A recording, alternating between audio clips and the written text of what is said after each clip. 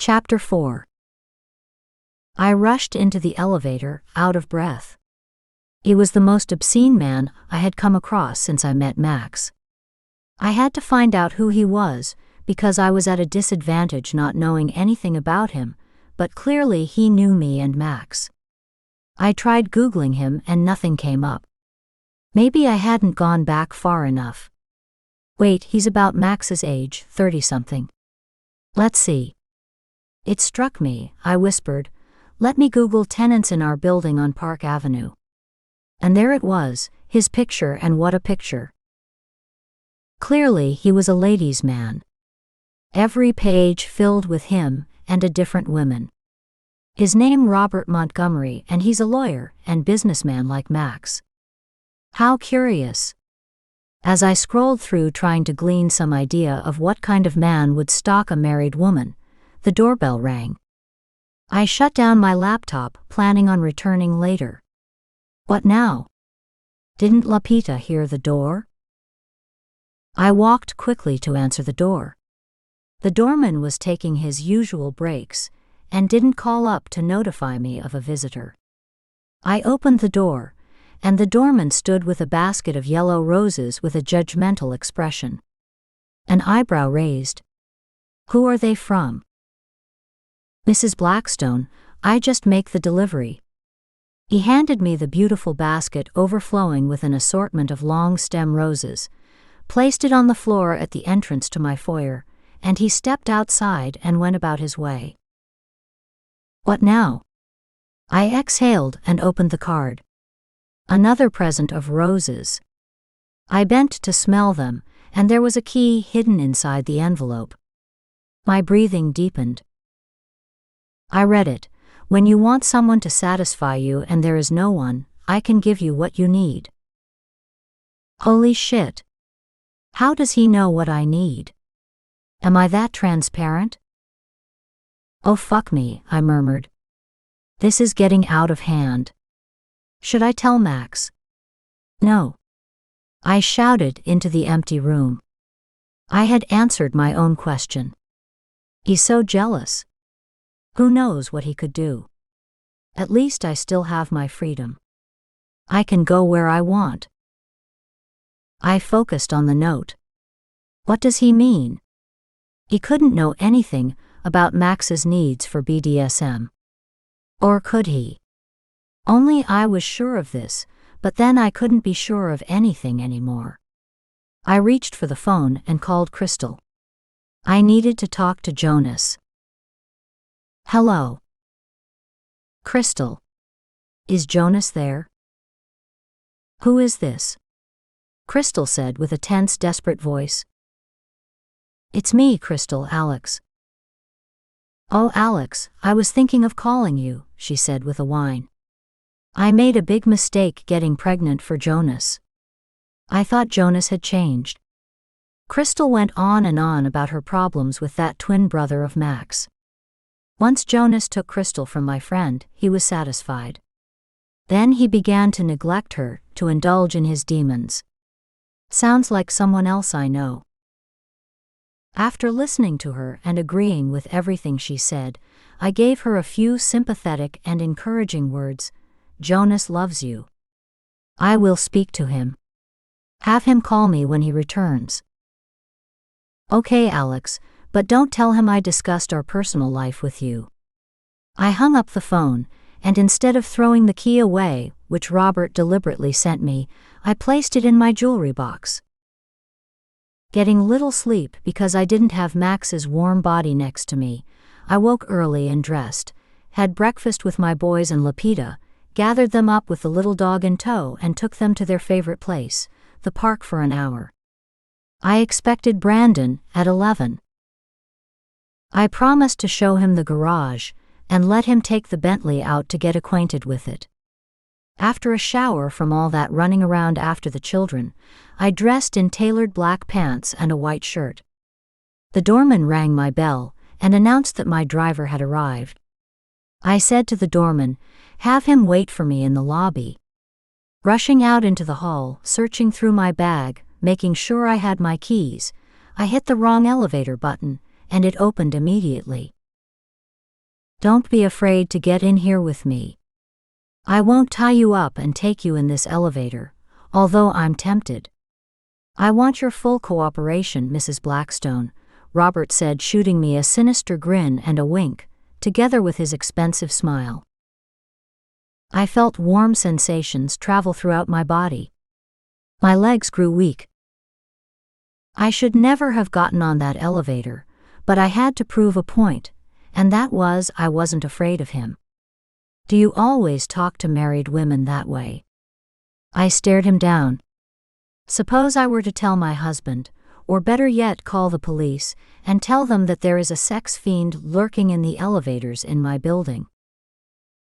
Do as you like. They won't believe you, and they may take you to jail. The mayor and police commissioner are friends of mine. Why? Are you some important man who can't be touched? I'm a man who knows secrets and keep them, he said with a dark stare. My husband happens to be a very important and powerful man, and if... But you won't, he said, looking at me with those dark, secretive blue eyes. He stood with his legs crossed and his arm leisurely propped against the wall of the elevator, calm and at ease. Like nothing could touch him, and he could do whatever came to his mind, and no one could stop him. Don't you ever work? I asked. Funny you mentioned work. I'm on vacation, he said with a smile that could lay waste and warm even the coldest of women. You must have enough money to go somewhere, I said. What are you trying to do? Are you asking for a ride on my yacht to my secluded island? That will be the day. He pretended he didn't hear me. His glance took me in from my head to my feet, settling noticeably on my lips. Not today, I have a date, he said lightly. And he stood back with a cocky smile as the elevator opened. He nodded and waved his hand for me to exit. I glanced at him with a raised eyebrow and hurried off the elevator, and he strolled behind me.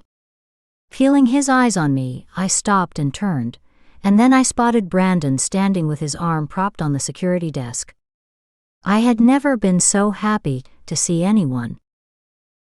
Robert passed me, turning around just long enough to show Brandon a bold, disapproving glance, a raised eyebrow and his lips tight.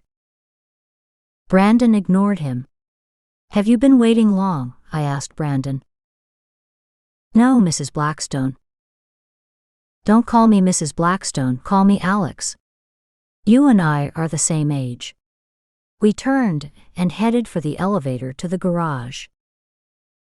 Mrs. Blackstone, it looks better if I keep a distance between us. And if you don't mind, I think I'm going to like this job, and I want to keep it. The elevator stopped. After you, Mrs. Blackstone. We walked into the garage. The third floor contained all Max's cars. He had about 10, maybe more. There were 3 Bentleys, 2 dark blue ones, 1 convertible, 1 hard-top 4-door. It was the one I wanted Brandon to drive me around Manhattan. I adored the dark blue Bentleys. I was getting used to this life with all the toys. We passed his Porsches, 1 red and 1 gray 4-door that I hadn't seen. I remember him telling me, when I felt like going to the Hamptons, we can ride in it for the weekend. So far we haven't traveled anywhere, and I haven't seen our home in the Hamptons. After passing 2 Lamborghinis and 2 limos and 1 Aston Martin. Finally, I said, this is the one you will drive. Brandon's face lit up like a little boy with his first train set. He opened the door, and I hopped into the back. Brandon walked around to the driver's side whistling. I was happy someone enjoyed and got use out of the cars. The car wasn't outfitted to be driven by a chauffeur, and I liked that. As Brandon drove out of the garage, waiting to cross at the light, stood Robert and another one of his little friends. Let him go, Brandon. Robert passed in front of the car with a different girl headed for his apartment. This one was a brunette, slightly smaller and slightly younger. He stepped in front of the opened garage door, looked into the car, and stared as if he could see me behind the tinted windows. "A friend of yours, Mrs. Blackstone? I don't mean to be forward, but he looks like he admires you." Admiration is a wrong choice of words, Brandon. That's not admiration on his face. I was being respectful, Mrs. Blackstone. I know men very well. Please be careful. I tell you what, Brandon, I get nervous when you call me Mrs. Blackstone. I could never get used to that greeting. When we are riding or when no one is around, please call me Alex. Okay, Alex. Good. Do you have a car? No, Alex, Brandon said as if practicing to feel comfortable calling my name. I have a bike and motorcycle. It's too expensive in this city, what with insurance and parking garage fees. It would cost more than my apartment. Which did you ride today? I said, making small talk, glancing at him in the mirror. I chained my bike outside the building. When you want to ride your motorcycle, just leave it in the parking garage. I'll text you the code. Thanks, that's generous of you, Alex. Stop in front of Bergdorf Goodman. I should be there for 1 hour. Just some light shopping. Brandon stepped from behind the wheel. I tried to act like I was comfortable having a chauffeur, but after living on the streets since I was a teen, well, you can put a saddle on a mule and say it's a racehorse and it will still be a mule. In other words, I wasn't comfortable in the role of a billionaire's wife either. Just as I stated, I was out in an hour. You haven't eaten, Brandon. Do you want to go to lunch? Mrs. Blackstone, I hate to turn you down, but I'm not your friend. I'm your employee. As I said, I like this job and I like you. We could both get in trouble if Mr. Blackstone see that you are being familiar with the help. Brandon, you let me handle him. To make you feel better, I've eaten. I will eat after class. Do you go to college? Yes. New York University. I'm a film student. Wow. That's great. We sat quietly listening to the radio. One Direction was playing, and then we reached the building on Park Avenue, my self-imposed prison. I felt sad and I felt anxious. Sad that I didn't have Max with me, and anxious about Robert. I waited in the car as Brandon stepped out and opened the door. I was doing this as much for him as for myself. I strode out of the car onto the sidewalk. Brandon opened the trunk and reached in and took out my packages. I'll help you bring them up to your apartment. Good. Then you can eat some of Lupita's homemade tamales and enchiladas. It's lunchtime. Again, I can't do that, he said, entering the lobby. When we turned and made a quick right to the elevators, getting off the elevator, Robert passed us. This time with a blonde. I glanced up at him, and he threw me a sexy smile and nodded at me, teasing me. Brandon and I walked to the penthouse elevator. When the door closed, Brandon said, I think he likes you, Mrs. Blackstone. That is putting it mildly, I said, my eyes looking up, my teeth tightening. Yes, I know. I can't say what I want out of respect for you, Brandon said to me. You need to watch that man since your husband is not around. But if you need me, call anytime. I will, Brandon. Thanks. He lay my packages in the living area and stood and passed his hands through his blonde hair. Wow. That is a sight, Mrs. Blackstone. I said the same thing myself when I first saw Central Park from here. I smiled and stood and looked out. I mean, this apartment with this view. Mr. Blackstone must love you. Yes, I guess he does. And my little dog came running. I knew what time it was. He bought me this dog to keep me company. I have to walk him. He jumped into my arms. I grabbed the leash and headed out of the apartment with Brandon on the side of me petting my little dog. When the elevator reached the lobby, we strolled outdoors. "I'll park the car in the garage," he said. "Here's the code. I'll wait for you."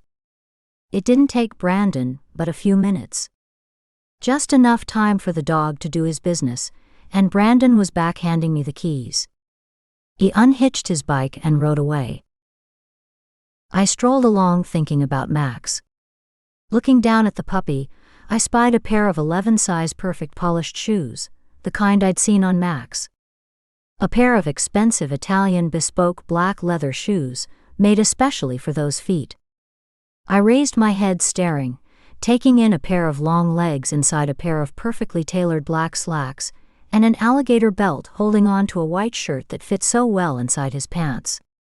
His waist small, his shoulders wide, his face strong, his smile perfect, and his blue eyes bright and carefree, stopping me in my tracks and taking my breath away. "Oh, you again," I said, breathless, trying to affect a condescending tone.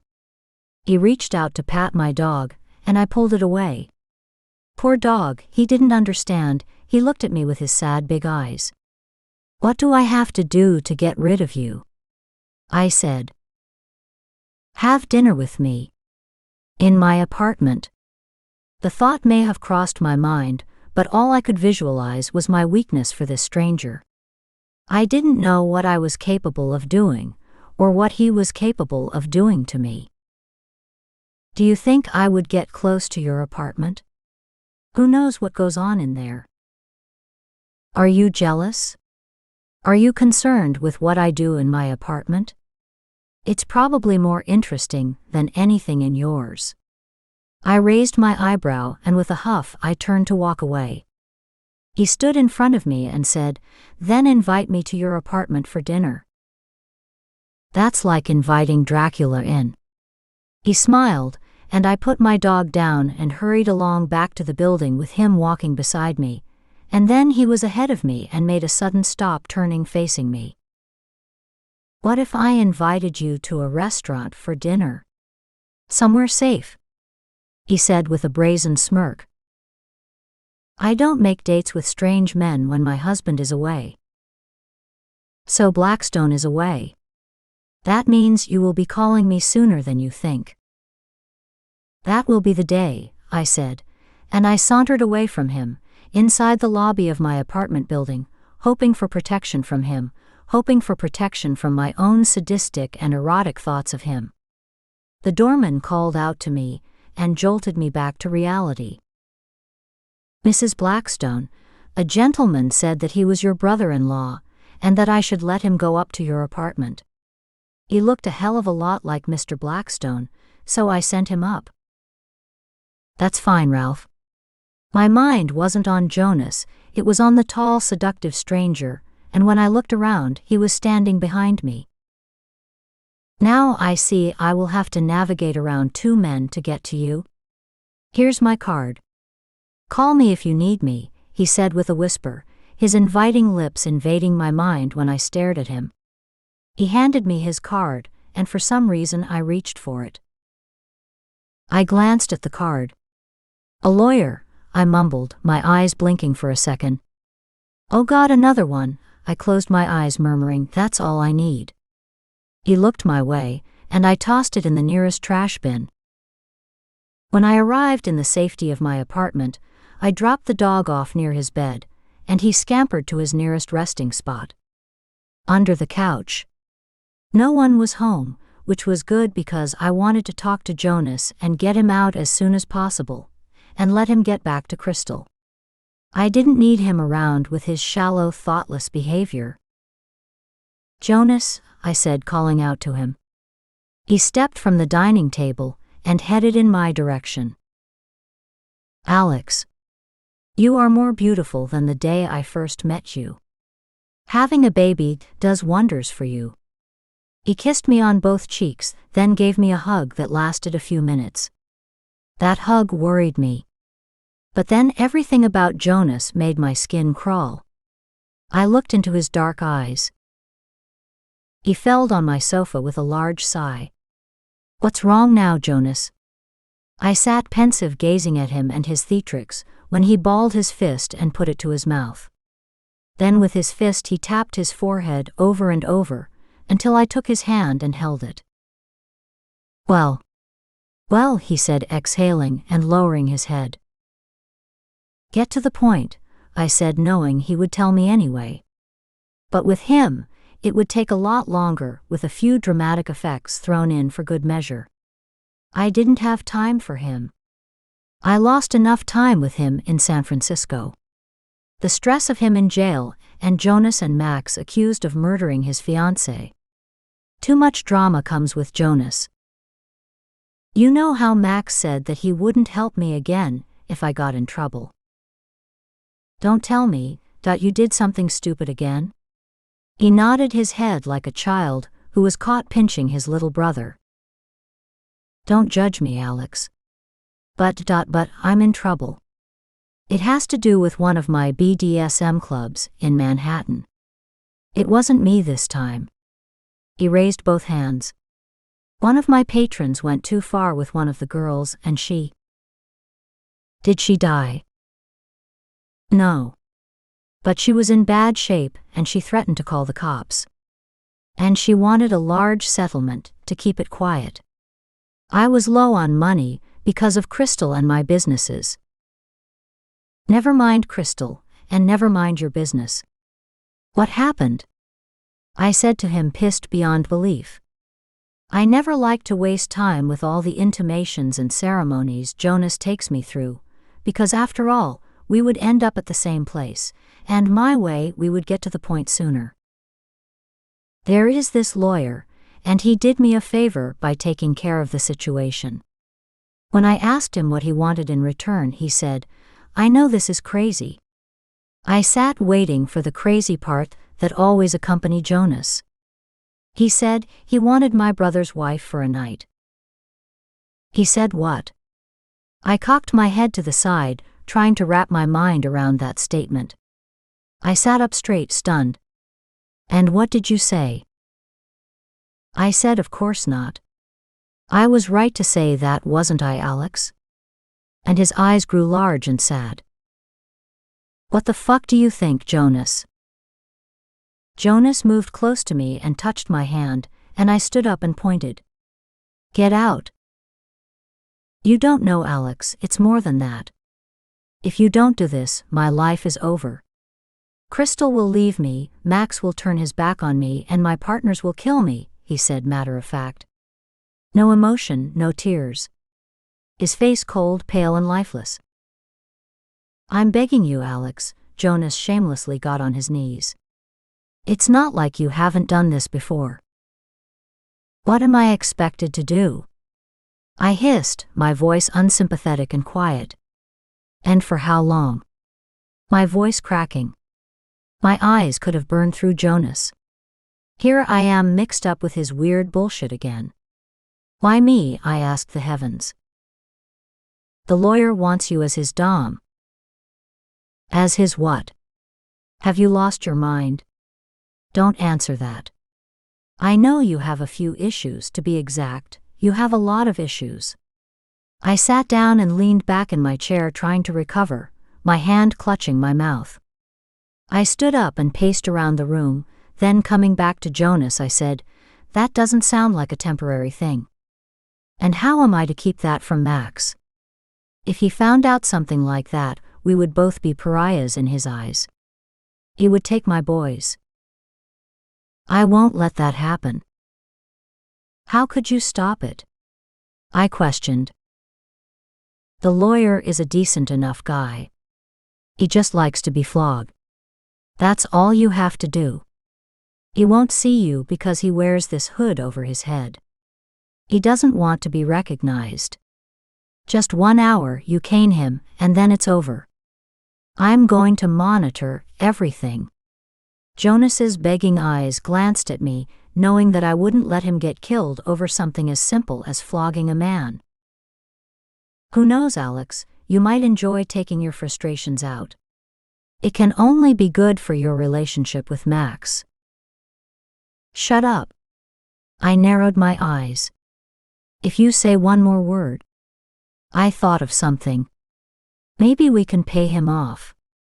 I have loads of money Max put in my account. And then there's the money my birth mother left me in her will. That's no good. I think he has more money than he knows what to do with. It's not money he's looking for, Alex. I tried every way possible to get out of this quagmire Jonas just threw me in. When is Max due to return? Jonas asked. Tomorrow, I said, hoping he would call it off. What? Why so soon? Jonas said, standing and walking in a circle, threading his hands through his dark hair. Max tries to be home on Saturdays. Could you have done more to fuck up my life? Jonas walked to his leather bag and pulled out a slick black short dress. What's with the bag and that dress? He took a minute responding, as if he was searching for a lie. You will have to wear this. I gazed at him. He knew by my scorching glare that if I had a weapon I would probably kill him, so he dropped the obscene black catsuit on the chair near me. I brought it from my shop. It's all the rage, he said, pointing at the short black leather dress. It's one of my best sellers on play night. Good thing you didn't pick up any weight when you had the baby. It's a size 6. Am I supposed to feel better? I said, wrinkling my nose and glaring at the dress. How am I to get into your place without anyone seeing me? I run a high-class joint with high-class clientele. Sure you do, Jonas Blackstone. You are the same Jonas who married a teenager and her parents blackmailed you, and Max had to pay them off. This is just another one of your schemes that will probably go south, leaving me holding the bag like you've done so many times to Max. Not this time. I have lots of respect for you, Alex. And I have Crystal to keep me in check. Stop the bullshit, Jonas. Remember me, we both had a fucked up childhood. I'm trying to straighten mine out, and here you are getting ready to. I wouldn't ask you, but Crystal is pregnant and the baby needs a father.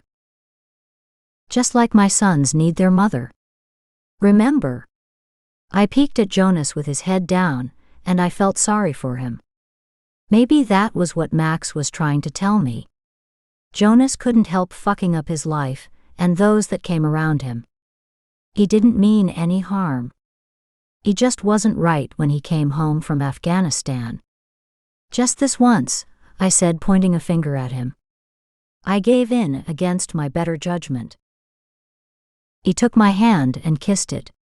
I looked at him and shook my head. Can my driver take me there and wait for me? No, Alex. You have to be discreet. Take a cab.